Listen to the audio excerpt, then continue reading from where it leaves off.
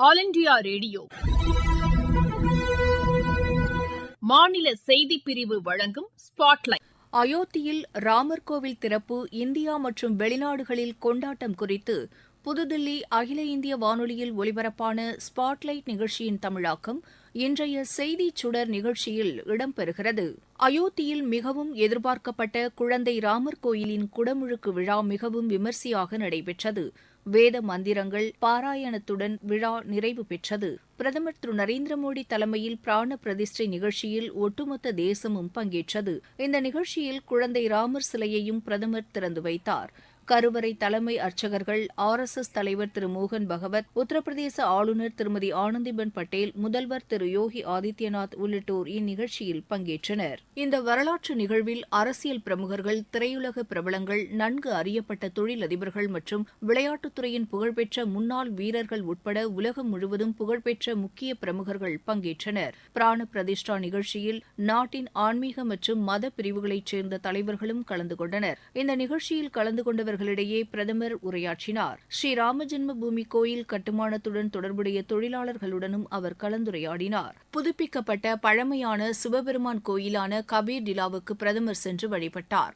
புனித நன்னாளில் பிரதமர் திரு நரேந்திர மோடி அயோத்தியில் குழுமியிருந்த மக்களிடையே உரையாற்றினார். இந்த வரலாற்று சிறப்புமிக்க நிகழ்ச்சியில் பேசிய திரு நரேந்திர மோடி, அயோத்தியில் நிலவிய தெய்வீக சூழலை வர்ணிக்கும்போது பல நூற்றாண்டுகளாக பொறுமையாக இருந்து பழைய பாரம்பரியத்தை நிலைநாட்டி இருப்பதாக கூறினார். இதனால் நமக்கு குழந்தை ராமர் கோயில் கிடைத்துள்ளது என்றும் அவர் தெரிவித்தார். அடிமைத்தனம் என்ற மனநிலையிலிருந்து வெளியேறி தேசம் கிளர்ந்தெழ வேண்டும் என்றும் அவர் கேட்டுக் கொண்டார். இன்றிலிருந்து 1000 ஆண்டுகளுக்கு பிறகும் மக்கள் இந்த நாளை கொண்டாடுவார்கள் என்றும் அவர் குறிப்பிட்டார். இந்த தருணத்தில் வாழும் நாம் அனைவரும் ராமரின் கருணை எவ்வளவு பெரியது என்பதை அறிந்து கொள்வோம் என்று அவர் கூறினார். இன்று நீர், நிலம், காற்று என அனைத்தும் தெய்வீகத்தால் நிறைந்துள்ளன என்றும் அவர் தெரிவித்தார்.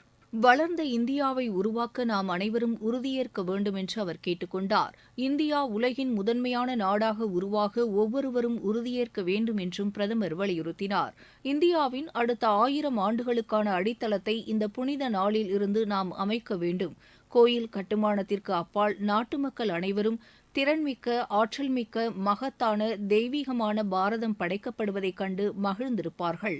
ராமரின் எண்ணங்கள் பொதுமக்களின் மனதில் இருக்க வேண்டும். இது தேச நிர்மாணத்திற்கான ஒரு ஏணிப்படியாகும் என்று பிரதமர் குறிப்பிட்டார். இந்த சந்தர்ப்பத்தில் RSS தலைவர் திரு மோகன் பகவத் சகோதரத்துவத்தின் செய்தியை பகிர்ந்து கொண்டார். ஒவ்வொருவரும் ஒன்றுபட்டு தேச நிர்மாணத்தில் தங்கள் பங்கை ஆற்ற வேண்டும் என்று அவர் கேட்டுக் கொண்டார். முழு பூமியும் அது எல்லா மனிதர்களையும் வாழ வைக்கும். நம் பூமி அனைவருக்கும் பொதுவானது என்று காந்தியடிகள் சொல்வார். அனைவரையும் திருப்திப்படுத்த முடியாது. ஆகையால் அடக்கமாக இருங்கள், ஒழுக்கத்தை பின்பற்றுங்கள், உங்கள் வாழ்க்கையில் ஒழுக்கமாக இருங்கள், உங்கள் குடும்பத்தில் ஒழுக்கத்தை கடைபிடியுங்கள் என்றும் திரு மோகன் பகவத் கேட்டுக் கொண்டார். உத்தரப்பிரதேச முதலமைச்சர் திரு யோகி ஆதித்யநாத் உரையாற்றியபோது அயோத்தியின் நிலை குறித்து விவரித்தார். முன்னெப்போதும் இல்லாத வளர்ச்சி அயோத்தியில் உருவாகியுள்ளதாக அவர் கூறினார். அயோத்தி நகரம் புதுப்பொலிவு பெற்றுள்ளது என்றும் அயோத்தியில் ஒரு விமான நிலையம் அமையும் என்பதை நினைத்துக்கூட பார்க்க முடியவில்லை என்றும் அவர் கூறினார். அயோத்தி நகருக்கு செல்ல 4 வழித்தடங்கள், சரையு நதியில் உல்லாச கப்பல்களின் சேவை தொடங்கியது ஆகியவை அயோத்தி கடந்த காலத்தில் இழந்த பெருமையை பெற்றுள்ளது என்றும் அவர் கூறினார். மத்திய, மாநில அரசுகள் இரட்டை எஞ்சின் போல் செயல்படுவதாலும் மக்கள் அனைவரின் ஆதரவாலும் அனைத்தும் நிறைவேறியுள்ளது என்றும் திரு யோகி ஆதித்யநாத் குறிப்பிட்டார். கலாச்சார அயோத்தி, ஆயுஷ்மான் அயோத்தி, தூய்மையான அயோத்தி, ஷாஷம் அயோத்தி, அழகிய அயோத்தி, சுகம்யா அயோத்தி, திவ்ய அயோத்தி என பிரம்மாண்டமான அயோத்தியின் மறுமலர்ச்சிக்காக ஆயிரக்கணக்கான கோடி ரூபாய் செலவிடப்பட்டுள்ளது என்றும் அவர் சுட்டிக்காட்டினார். அயோத்தி நகரில் உள்ள ராம்ஜி, குப்தர், பிரம்மகுண்ட், பாரத்குண்ட், சூரஜ்குண்ட் உள்ளிட்ட படித்துறைகள் முற்றிலும் சீரமைக்கப்பட்டு புதுப்பொலிவுடன் காட்சியளிக்கிறது. இதைத் தவிர நகரின் பல்வேறு பகுதிகளில் தொடர்ந்து வளர்ச்சிப் பணிகள் நடைபெற்று வருகின்றன என்றும் திரு யோகி ஆதித்யநாத் தெரிவித்தார். அயோத்தி முழுவதிலும் உலகத்தின் சனாதன நம்பிக்கையாளர்கள், புனிதர்கள், சுற்றுலாப் பயணிகள், கட்டிடக்கலை நிபுணர்கள் ஆகியோர் தேடும் ஒரு முக்கிய சுற்றுலா தலமாக மாறியிருக்கிறது என்றும் அவர் தெரிவித்தார். இது ஒரு நகரத்தின் வளர்ச்சி அல்லது புனித யாத்திரையின் வளர்ச்சி அல்ல, இது நம்பிக்கையின் வெற்றி என்றும் அவர் குறிப்பிட்டார். இது இந்தியாவின் பெருமையாக உள்ளது என்றும் அவர் கூறினார்.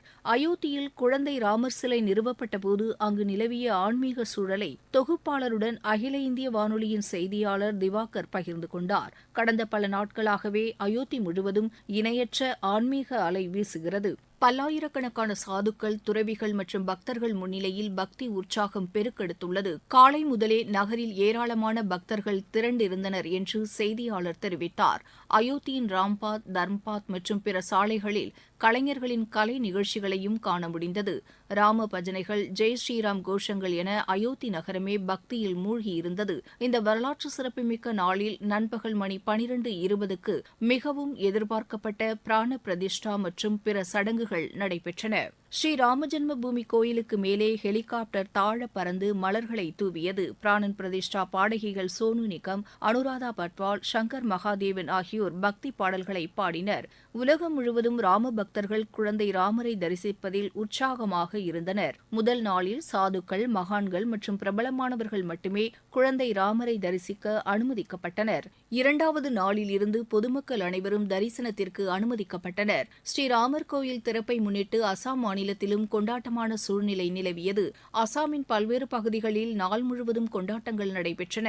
மாலையில் தீபம் ஏற்றும் நிகழ்வும் விமர்சையாக நடைபெற்றதாக எமது செய்தியாளர் மானஸ் பிரதீம் சர்மா கூறினார். வரலாற்று சிறப்புமிக்க பிராண பிரதிஷ்டாவை கொண்டாடுவதில் நாட்டின் பிற பகுதிகளுடன் அசாம் இணைந்துள்ளது. இந்த மங்களகரமான நாளில் மாநிலம் முழுவதும் கோயில்களில் கூட்டங்களை காண முடிந்தது.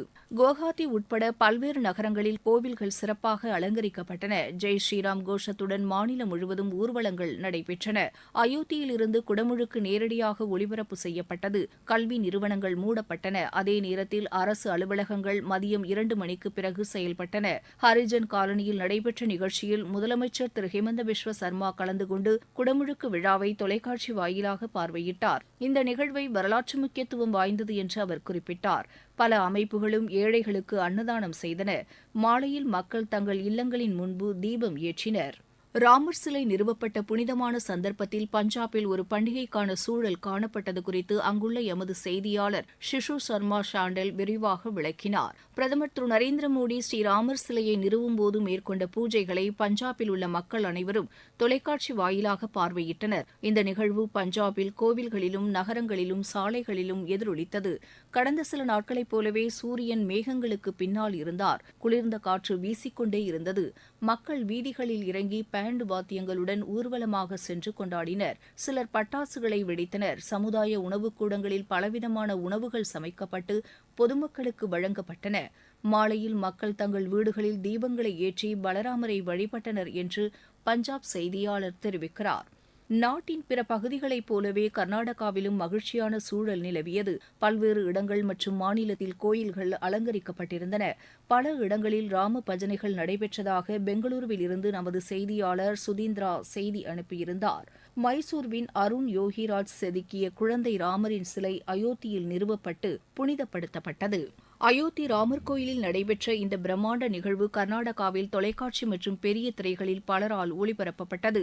மாநிலம் முழுவதும் கோவில்கள் மலர்களால் அலங்கரிக்கப்பட்டதோடு கோவில்களின் முற்றத்தில் வண்ணமயமான கோலங்கள் தீட்டப்பட்டிருந்தன. கோயில்களில் சிறப்பு பூஜை, ஆரத்தி நடைபெற்றது. மாலையில் பல இடங்களில் எண்ணெய் விளக்குகள் ஏற்றப்பட்டன. கோவில்களில் பொதுமக்களுக்கு பிரசாதங்களும் வழங்கப்பட்டதாக எமது செய்தியாளர் தெரிவித்தார். ஸ்ரீராமர் வில்லை உடைத்து சீதாதேவியை மணந்து கொண்ட இடம் ஜனக்பூர் ஆகும். அங்கும் பண்டிகை கால சூழல் நிலவியதாக அங்குள்ள எமது செய்தியாளர் சுவேதா சிங் கூறினார். ஜனக்பூர் தாமில் உள்ள ஜானகி கோயிலில் நூற்றுக்கணக்கான தன்னார்வலர்கள் இந்த பணிகளில் ஈடுபட்டனர். கோவிலில் 1,25,000 அகல் விளக்குகள் ஏற்றப்பட்டன. முன்னதாக பக்தியின் அடையாளமாக சுமார் 500 ராமரின் பக்தர்கள் நேபாளத்தில் உள்ள ஜானகி கோவிலிலிருந்து இந்தியாவின் அயோத்திக்கு பாத யாத்திரை மேற்கொண்டனர். ஜனக்பூரில் இருந்து அயோத்தி ராமர் கோவிலுக்கு 3000க்கும் மேற்பட்ட தனித்துவமான பரிசுகளை அவர்கள் கொண்டு சென்றனர். இதில் பணம், ஆடைகள், காலணிகள், ஆபரணங்கள், பழங்கள், இனிப்புகள், தங்கம் உள்ளிட்டவை அடங்கும். இந்து மத நம்பிக்கையின்படி ராமர் மற்றும் சீதை ஜனக்பூரில் திருமணம் செய்து கொண்டனர். இந்தியா மட்டுமல்ல, உலகம் முழுவதும் குழந்தை ராமரின் கோவில் திறப்பு விழா மகிழ்ச்சி வெள்ளத்தை ஏற்படுத்தியுள்ளது. இலங்கை உட்பட ராமாயணத்துடன் தொடர்புடைய பல நாடுகளில் இந்த கொண்டாட்டங்கள் நடைபெற்றன. அயோத்தியில் பெரிதும் எதிர்பார்க்கப்பட்ட குழந்தை ராமர் கோயிலின் குடமுழுக்கு வெளிநாடுகளில் உள்ள மக்களிடம் மகிழ்ச்சியை ஏற்படுத்தியுள்ளது என்றும் எமது செய்தியாளர் அகமது மொயின் ஃபரூக்கி தெரிவித்தார். நேயர்கள் இதுவரை கேட்டது அயோத்தியில் ராமர் கோவில் திறப்பு இந்தியா மற்றும் வெளிநாடுகளில் கொண்டாட்டம் குறித்து புதுதில்லி அகில இந்திய வானொலியில் ஒலிபரப்பான ஸ்பாட்லைட் நிகழ்ச்சியின் தமிழாக்கமான செய்திச் சுடர் நிகழ்ச்சி.